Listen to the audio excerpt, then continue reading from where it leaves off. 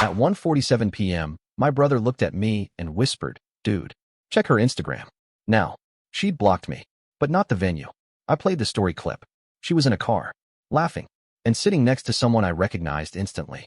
I was standing just off stage at the venue, tying my cufflinks for the third time. The sun outside was brutal, bouncing off the white stone terrace like it wanted to blind everyone. The ceremony wasn't set to start for another hour and a half, but guests were already drifting in, sweating into their suits, fanning themselves with printed programs. I kept glancing at the mirror, trying to convince myself I looked calm. I didn't. My brother, Jack, leaned into the room, phone in hand, mouth tight. He didn't even greet me. "Dude," he said under his breath, stepping close. "Check her Instagram." Now, I stared at him. "She blocked me, remember?" He nodded. "Yeah, but not the venue's account." I didn't ask how he knew that. I just grabbed my phone, opened the venue's page, and tapped the story circle. It buffered for a second. Then it played. There she was, Lisa, in the back seat of a car. Her makeup was done. Her hair looked freshly styled. She was laughing, tossing her head back, her veil clipped to the seatbelt like some kind of joke. She turned her head, and then I saw him. The guy next to her had his arm resting casually behind her shoulders. He was leaning in close, smirking at the camera. My heart thudded once. I knew that face. I hadn't seen it in months, but it was burned in my memory from the only argument Lisa and I had that nearly ended the relationship. Nick, her ex. He was supposed to be living in Austin. That's what she said the last time his name ever came up. She had said it was over long ago, that she hadn't spoken to him since they broke up, that he was irrelevant. I replayed the story. The timestamp said it had been uploaded 20 minutes ago. Jack was watching me. That looked familiar. I didn't answer. My chest felt tight, like my lungs had decided to stop working properly. My legs were rooted to the floor. She told me she was at the salon. I finally said. Jack's brow twitched. She said that this morning? Yeah. Said her hair appointment got pushed back. Her stylist needed more time. She left at noon. And that video's from what? 1:25. I nodded. The timeline wasn't just suspicious. It was impossible to ignore. Jack held up his phone again. Want me to call her? I shook my head slowly. No, not yet. Let me think. I stepped into the hallway, away from the dressing room, and called one person I trusted more than anyone outside of family. Brent, one of my groomsmen. His cousin, Alan, was supposed to be driving the bridal car today. Brent picked up fast. Yo, what's up? Can you ask Alan if he picked Lisa up today? For the bridal arrival. A pause. Hold on. The line went quiet for maybe 30 seconds. Then Brent came back on. Yeah, weird. Alan says she never showed up. Said he was parked at the house, waiting outside. A black BMW pulled up right behind him around noon. She walked right past him and got into that car instead. My fingers clenched around the phone. Did he see the driver? No. Tinted windows. Of course. I ended the call. Walked further away, out to the side garden where no one was watching. The venue staff were wheeling crates of champagne across the lawn. A few early guests were taking selfies under the flower arch. It looked like a wedding, but it didn't feel like one anymore. I opened the app Lisa and I had used to coordinate all the planning, appointments, lists, schedules, addresses. We had synced locations for weeks, mostly to avoid losing each other during errands. I tapped her icon. It was grayed out, but the last ping showed her at a hotel 4 miles from here. Checked in at 12:43 p.m. Same hotel we'd blocked rooms at for out-of-town guests. Not her salon. Not even close. I went back inside. Jack was pacing the hall. She back yet? I asked. Nope. What time is she supposed to arrive? Technically now. Makeup's done early. Photographers setting up inside. I nodded slowly. Let me check the bookings. What bookings? I walked straight into the venue coordinator's room. A laptop sat open behind the desk, with the booking software still pulled up. The woman who managed the place, Sasha, was out organizing tables. I leaned over the screen. One unregistered room under our wedding block. Not in our guest list. Reserved under the name N. Randall. Nick's full name was Nick Randall. No ID required for group block rooms. It had been booked yesterday. Last minute. I didn't touch anything else. Just walked out. Jack followed. What are you going to do? I didn't have an answer. Not yet. I didn't want to be the guy who pulled a scene right before vows. I didn't want this turning into some viral disaster. But I also couldn't go forward. Not like this. I need confirmation, I said. Jack pulled out his phone. How? Do me a favor, I said. Wait near the back lot. If you see a black BMW with Texas plates show up, don't stop her. Just see who gets out. He nodded without another word and walked off. Inside the main hall, the music test was starting. Staff were lighting candles, running final sound checks. The guests were multiplying. I stood by the side exit, heart thudding. Every time a door opened, I looked. Then my phone buzzed again. Jack had sent a photo. No message, just a picture. Black BMW. Pulled into the back lot. Nick stepping out. Alone. But the passenger door was just swinging shut. The photo caught it mid-close. A white heel was visible just behind the doorframe. Lisa. She had just arrived. With him. Not from the salon. Not from any appointment. Just from wherever they had gone together. And she was walking into our wedding like nothing had happened.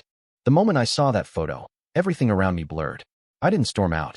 I didn't confront her. I didn't even move at first. I just stood there by the side exit, staring at Jack's message until my screen dimmed from inactivity. Lisa had arrived. She was with Nick. They weren't trying to hide it. The staff inside the venue were still walking around with clipboards and earpieces. Guests were laughing near the cocktail area, unaware. The string quartet was doing a sound check near the front arbor. Everything looked polished and serene. But my wedding wasn't about to start. Not the way she thought it would. I made my way to the edge of the venue grounds and called Brent again. This time I wasn't asking about the bridal car. I needed to know who had seen Lisa at the hotel. He was already on it. One of our guests, Brent's girlfriend, had gone to the hotel early to grab makeup supplies she left in her car. She confirmed seeing Lisa's dress bag being carried through the back entrance earlier. Lisa had smiled at her and waved like everything was normal. But she wasn't alone. She didn't recognize the guy with Lisa until Brent showed her Nick's photo. Then she nodded. Lisa hadn't been rushed. She wasn't getting her hair done. She wasn't running late. She had been checked in, comfortable, laughing. And now she was inside the bridal suite of this venue, pretending the last 2 hours hadn't happened. I still hadn't spoken to her. I didn't want to. Not yet. I wanted to see what she would do, what kind of lie she'd offer. I wanted to give her just enough rope.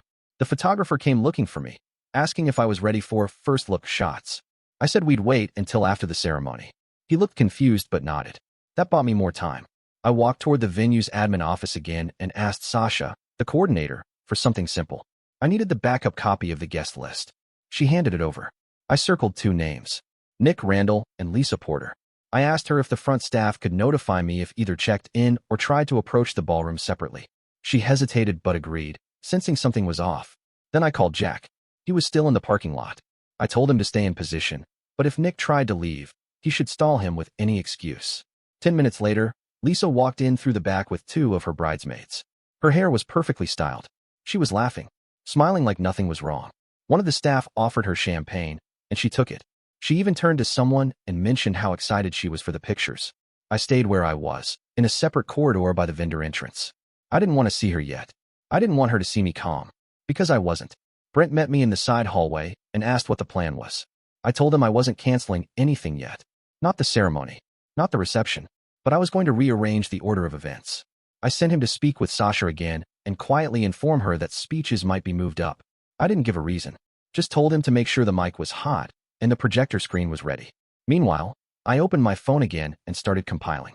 The story clip. The hotel booking under Nick's name. A timestamp screenshot of Lisa's location history. I stitched them together with screen recording tools. I didn't speak over the footage. I didn't add music. Just raw clips, in chronological order. Then I saved it to my files. I wasn't planning on making a scene in front of guests. I was planning to show something undeniable. But there was one more piece missing. I needed to confirm that Lisa had lied to more than just me. So I sent a message to her maid of honor, Jen. I told her that Lisa had just told me she'd been at the salon for most of the day and wanted to know if Jen had been with her. She replied almost immediately. Said Lisa had told the bridesmaids she had gone for a quick walk to clear her head, and no one had seen her for most of the early afternoon. So Lisa had created 2 different stories, one for me, one for them. Now everyone would hear the same one. At that point, Jack texted that Nick was still in the lot, pacing near his car. I had one last idea.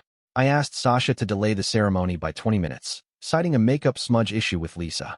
She agreed and made a quiet announcement to the guests. Then I slipped into the AV room and connected my phone to the projector.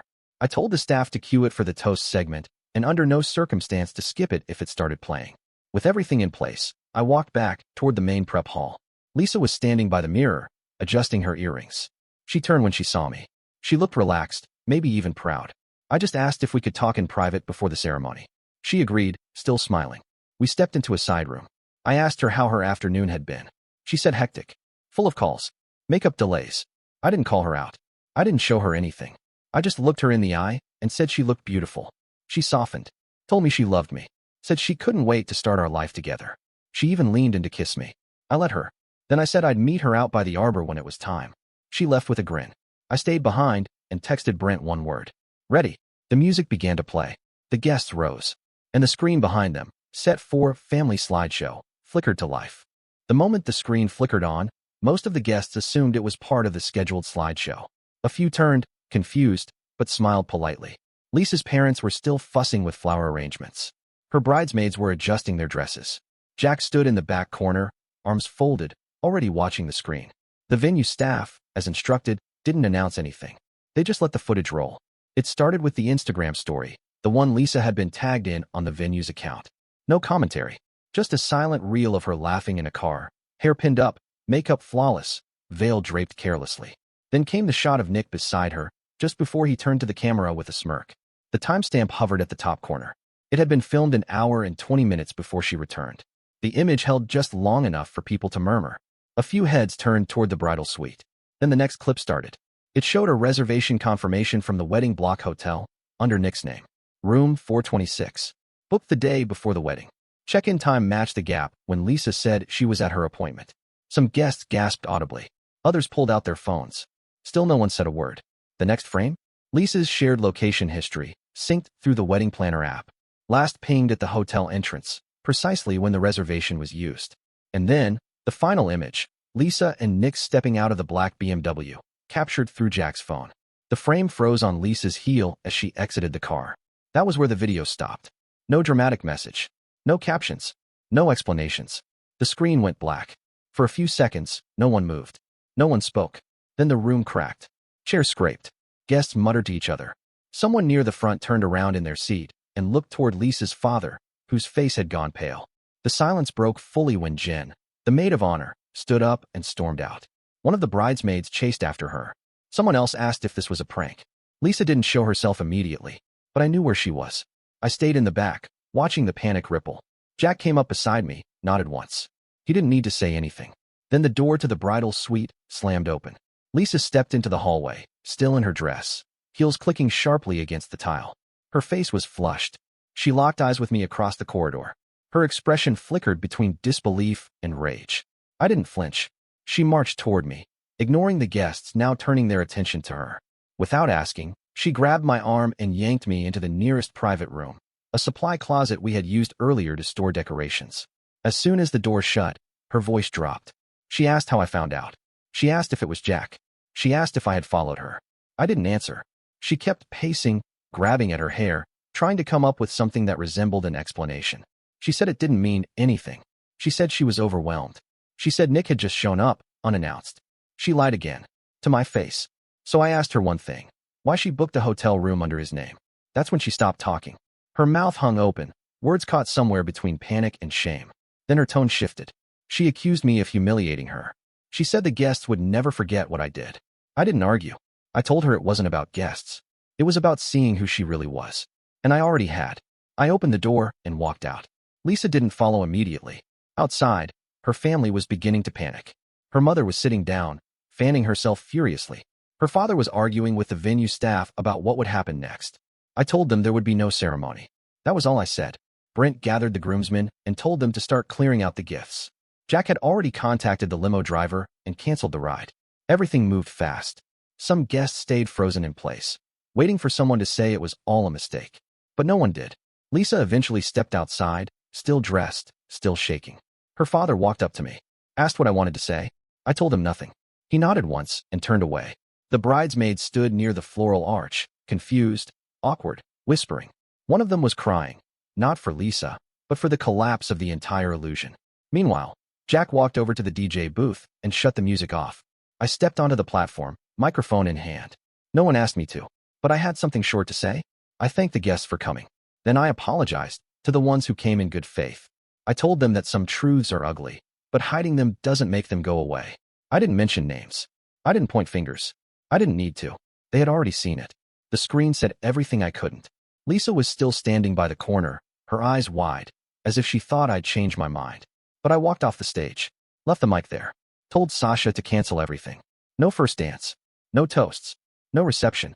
The food could be donated. The cake could be boxed. The guests were free to go. Jack, without asking, started loading my things into the car. He offered to drive. I didn't stop him. I got into the passenger seat, closed the door, and looked back one last time. Lisa's dress was dragging slightly in the dirt. She was still holding onto the bouquet, still hoping, maybe, still trying to salvage what she broke. But it was over, and the video was already spreading. We pulled out of the venue driveway without a word. Jack gripped the wheel, eyes on the road. I leaned back in the seat, jacket unbuttoned, throat dry. The silence wasn't awkward. It was the only thing that made sense. The road ahead blurred under the late afternoon sun. I could still feel the pressure from where Lisa grabbed my wrist. Her nails had left faint crescents in my skin, but that wasn't what stuck. It was her expression, the panic, the calculation, the last-second scramble to twist the story, to twist me. We reached Jack's apartment, and I crashed on his couch. My phone had already lit up with a dozen missed calls. 3 from Lisa, 1 from her father, a handful from blocked numbers I didn't recognize. No voicemails, no apologies, just the sound of desperation piling up silently in my notifications. Jack tossed me a beer and didn't ask anything. He just turned the TV on and let the static of someone else's world distract us from ours. I watched it without watching, but the silence didn't last long. Around 7 p.m., Brent called. He said half the venue was still full of people, standing around like someone had hit pause on their lives. Some guests left. Some stayed, either out of disbelief or because they didn't know what else to do. A few even asked if the ceremony was being rescheduled. It wasn't. Lisa never made an official announcement. She sat in the bridal suite, alone, staring at the walls. Jen had come back to try and talk to her. That didn't last long. 10 minutes later, Jen left in tears. No one knew exactly what Lisa said to her, but Brent heard enough to guess. Lisa claimed she had been confused, that it wasn't what it looked like, that I had misunderstood everything. But people had seen the video. They saw her laughing with Nick. They saw the hotel booking. They saw her heel in the frame of that BMW door. There was no confusion. Lisa's family didn't fight me on the cancellation. Her father looked like he aged 10 years in an hour. Her mother never spoke to anyone after I left. At some point, the caterers were told to shut everything down. Boxes of food were loaded into cars and taken home. The DJ unplugged his setup without saying goodbye. The floral arrangements were dragged outside and dumped near the loading dock. That night, Jack posted the full video clip online. He didn't name names. No faces were shown. But the sequence of events, the timestamps, the receipts, everything was intact. A wedding that didn't happen. A groom who walked. A fiancé who couldn't stop lying, even when caught. It didn't go viral in the internet sense. But it spread. People talk. And the people who needed to see it, did. By the next morning, Lisa had sent me a long message. She didn't apologize. She accused me of ruining her life. Of embarrassing her in front of everyone that mattered. She said I overreacted. Said I should have let her explain. That it was nothing serious. Just a moment of weakness. She even called Jack a snake for recording what he did. I didn't reply. Instead, I forwarded the entire message to her mother. No commentary. No context. Just the raw truth of what Lisa thought about everyone but herself. Later that week, I heard through Brent that Lisa tried to reach out to several of the guests. Most of them ignored her. A few responded, but none of them defended her. Not after what they saw. Not after the way she looked me in the face that afternoon and said everything was fine. Nick vanished. He left the hotel that same night. Someone said he had driven straight to the airport. Maybe she thought he'd stay. Maybe she thought he was part of her future. He wasn't. The venue refunded part of the deposit out of sympathy. Sasha even reached out personally to say how sorry she was. Said she'd never forget how calm I looked as everything collapsed around me. But I wasn't calm. I just knew exactly when to stop pretending. The guests moved on. The vendors moved on. Even Lisa's family, eventually, accepted the silence as their new normal. Lisa? She didn't post for weeks. When she finally did, it was a filtered photo of a beach with a long caption about healing and starting fresh. No comments. No likes from anyone I knew. And me? I didn't feel proud. I didn't feel vindicated. I just felt finished. Not angry. Not broken.